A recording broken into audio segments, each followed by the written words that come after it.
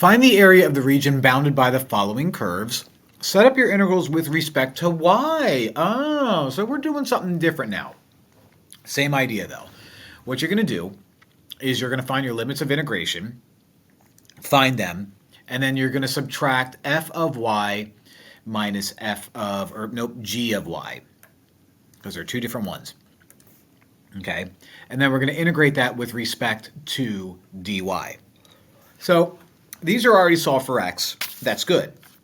What I need to do is find out where these guys intersect, and that'll give me the limit of integration. So we're just going to set negative 3 equal to y squared minus 4, add 4, and so 1 is going to equal y squared.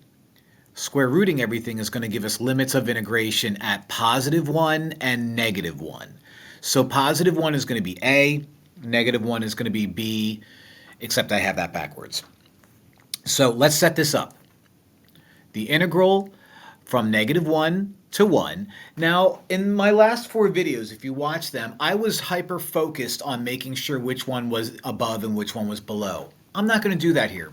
I'm just going to do it. And if I get a negative area, then I get a negative area, and I just have to flip it upside down in the end anyway. So I'm going to take a wild guess and say, I don't know, negative 3 is going to be my upper one, and then I'm going to subtract y squared minus 4 dy. So let's simplify that. That's negative 1, negative 3 minus y squared plus 4 dy. Let's scooch that over here where I have a little bit more space. Negative 1 to 1. Negative 3 and 4 make 1, so I have negative y squared plus 1 dy.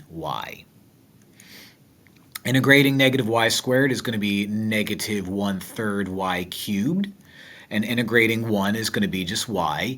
And my limits are still going to be negative 1 and 1.